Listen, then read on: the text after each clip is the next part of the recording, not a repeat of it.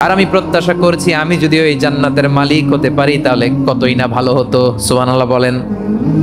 বিশ্বনবী বললেন, ছোট এই জান্নাতের দিকে, যে জান্নাত আকাশ জমিন বিস্তৃত।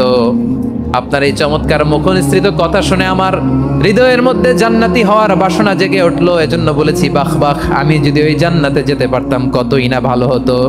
উমাইরের কথা শুনে বিশ্বনবী বললেন, ঠিক আছে উমাইর, জান্নাতে ঢোকার জন্য, এই জান্নাতের অধিবাসী হওয়ার জন্য যেহেতু তোমার এত আকাঙ্ক্ষা, আমি বলে দিলাম, আনতা মিন আহলিহা, তুমি আল্লাহর ওই জান্নাতের অধিবাসী হবা।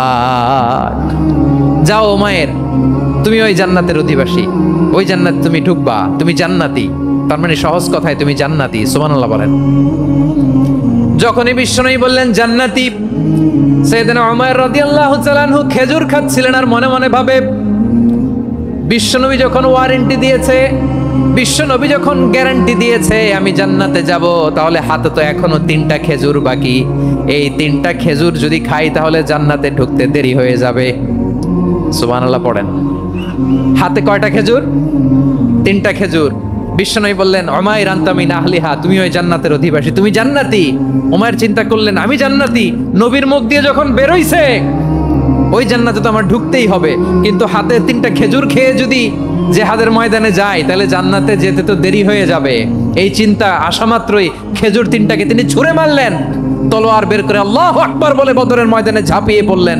আল্লাহর শত্রুদেরকে কচুকাটা করে এক পর্যায়ে শাহাদাতের সুধা পেয়ে নিজেও জান্নাতি হয়ে গেলেন। পড়েন সুবহানাল্লাহ। আমরা দুনিয়ার বুকে আমরা হয়েছি দুনিয়ার পাগল, ক্ষমতার পাগল, সম্পদের পাগল, খ্যাতির পাগল। বিশ্বনবী তার সাহাবাদেরকে বানিয়েছিলেন জান্নাতের পাগল। পড়েন সুবহানাল্লাহ। সূরাতুল আহজাবের 45 এবং 46 নম্বর আয়াত আমি তেলাওয়াত করেছি, যেখানে আল্লাহ তাআলা বিশ্বনবীর 5টি বৈশিষ্ট্যের কথা বলেছেন। কয়টি? সবাই বলুন আওয়াজ করে, কয়টি? 5টি বৈশিষ্ট্যের কথা আল্লাহ তাআলা এই আয়াত দুটিতে উল্লেখ করেছেন। বিশ্বনবী সাল্লাল্লাহু আলাইহি ওয়াসাল্লামের জীবনী, ওনার বায়োগ্রাফি নিয়ে কথা বলাটা দুষ্কর, কারণ এটার কোনো শেষ নাই, কুল নাই, কিনারা নাই, বিয়ন্ডলেস, বাউন্ডলেস, বটমলেস। সুবহানাল্লাহ বলেন। কারণ তিনি তো এমন নবী যিনি হ্যাঁ বললে এটা শরীয়তে হালাল হয়ে যায়। নবীর মুখ দিয়ে যদি বের হয় হ্যাঁ, নাম, ইয়েস, তাহলে এটা হালাল। ঠিক কিনা বলেন? এ নবীর মুখ দিয়ে যদি না বের হয় যে না, নো, তাহলে এটা শরীয়তে হারাম হয়ে যায়।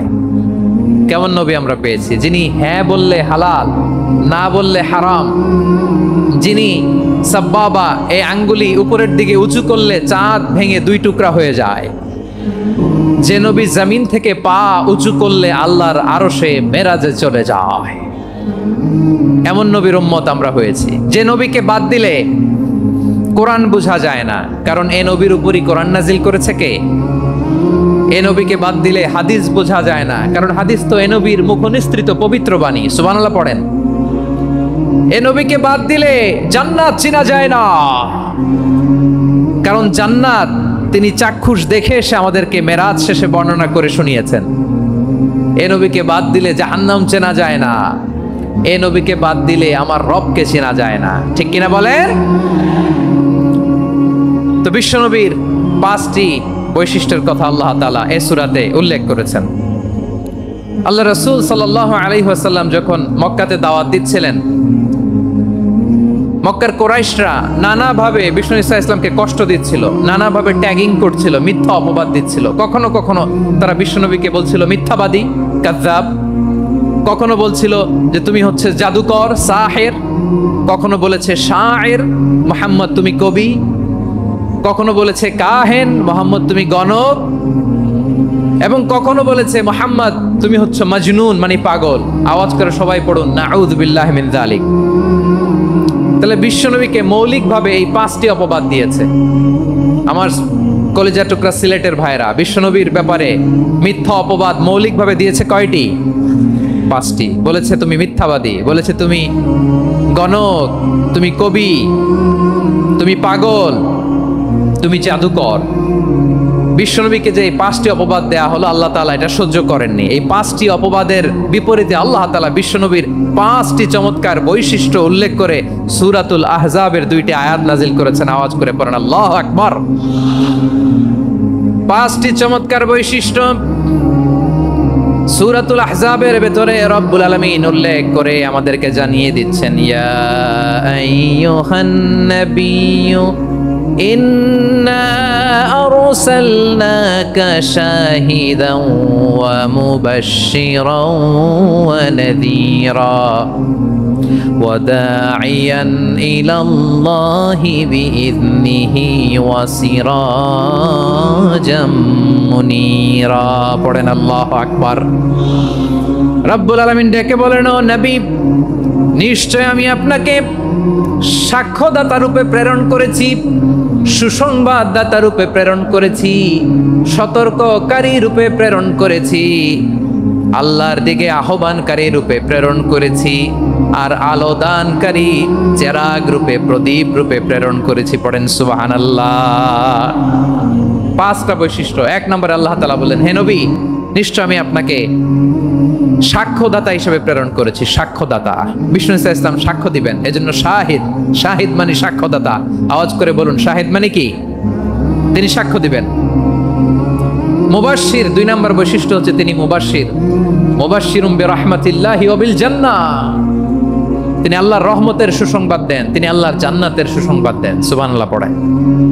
তিন নম্বর বৈশিষ্ট্য হচ্ছে নাযীর, তিনি সতর্ককারী, ওয়ার্নার, তিনি সাবধান করতে এসেছেন, রিমাইন্ডার দিতে এসেছেন যে আল্লাহর পথে যদি না চলো, শিরকি কাজ যদি না থামাও, তাহলে এমন আযাব আসবে আল্লাহর পাকড়াও থেকে তুমি বাঁচতে পারবে না। তিনি নাযীর। বিষ্ণু ইসা ইসলামের চার নম্বর বৈশিষ্ট্য হচ্ছে দাঈয়ান ইলাল্লাহ, তিনি আল্লাহর দিকে আহ্বানকারী। এই যে আমরা আমাদেরকে পরিচয় দেই যে আমরা দাঈ, বলি না? বলি যে উনি হচ্ছেন একজন দাঈ ইলাল্লাহ।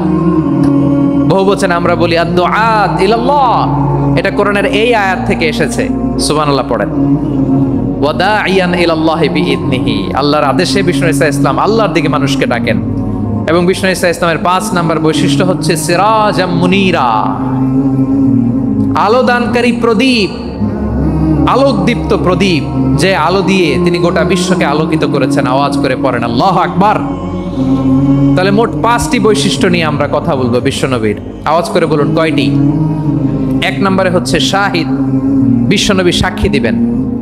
কি দিবেন?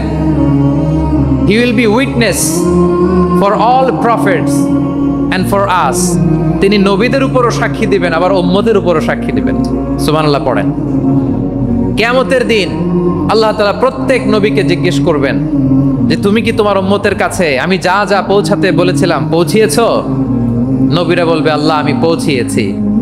নবীদের কথা ঠিক কিনা, সত্য কিনা, এর সপক্ষে তখন বিশ্বনবী সাক্ষী দিবেন। সুবহানাল্লাহ পড়েন।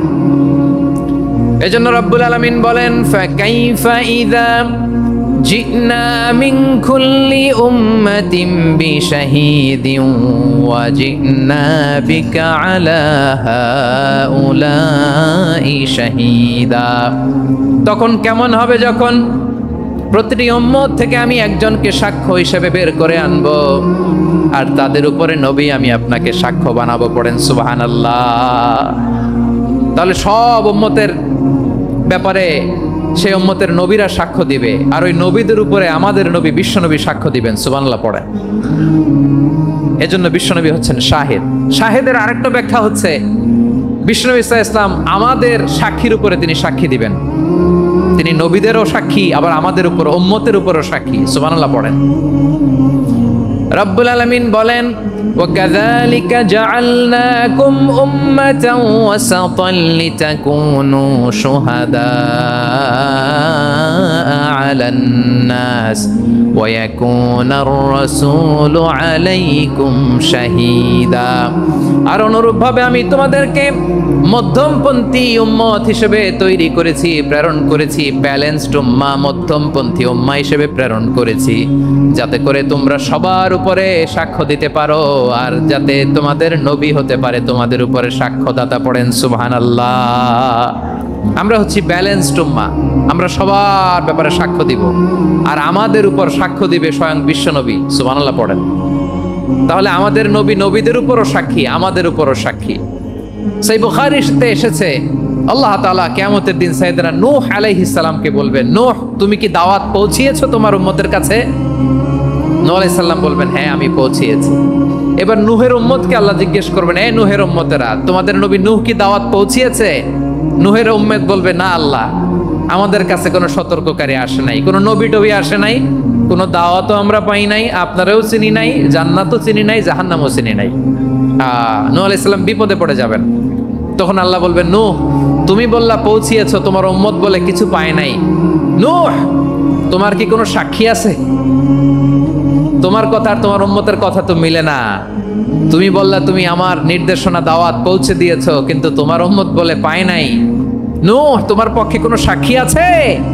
নূহ আলাইহিস সালাম বলবেন আছে। কে? উম্মতে মুহাম্মাদি। তখন আমরা বলবো, আল্লাহ, আল্লাহর নবী নূহ আলাইহিস সালাম তিনি আপনি যা যা বলেছেন ঠিক তা তা তার উম্মতের কাছে পৌঁছে দিয়েছে। এবার নূহের উম্মতের সাথে আমাদের ঝগড়া লাগবে। তারা বলবে, তোমরা আসছো আমাদের হাজার হাজার বছর পরে, তোমরা কি করে জানলা? তোমাদের সাক্ষী ধর্তব্য হবে না? আমরা তখন বলবো, আমাদের কোরআনে তোমাদের নবীর নামে আল্লাহ তাআলা একটা সূরা নাজিল করেছেন, সূরাতে নূহ। আওয়াজ করে পড়েন আল্লাহু আকবার। আমরা বলবো, আমাদের কোরআনে তোমাদের নবীর কথা আল্লাহ আমাদেরকে জানিয়েছেন, দিন রাত এক করে তোমাদের কাছে তিনি দাওয়াত পৌঁছেছেন। তোমরা কানের মধ্যে হাত দিয়ে রাখতা, চেহারাটা কাপড় দিয়ে ঢেকে রাখতা, আল্লাহর নবী নূহকে পিটিয়ে ছালা দিয়ে পেঁচিয়ে তোমরা পাহাড়ে তুলে রেখে আসতা, সব আমরা জানি। আমরা যখন বলবো এই কথা, নূহের উম্মত চুপসে যাবে। তখন আমরা সত্য বলেছি কিনা এটা আল্লাহ তাআলা জানতে চাইবে বিশ্বনবীর কাছে। তখন বিশ্বনবী আমাদের পক্ষে সাক্ষী দিবেন। আওয়াজ করে বলেন আল্লাহু আকবার। এজন্য আল্লাহ বলেন, নবী আপনি হচ্ছেন সাক্ষ্যদাতা, সব নবীদের উপর আপনি হবেন সাক্ষী, আবার আপনার উম্মতের সাক্ষীর উপর আপনি হবেন সাক্ষী। তার মানে নবী গো, কিয়ামতের কঠিন ময়দানে আপনি হবেন রাজ সাক্ষী। বিশ্বনবী কি সাক্ষী? আওয়াজ করে বলেন।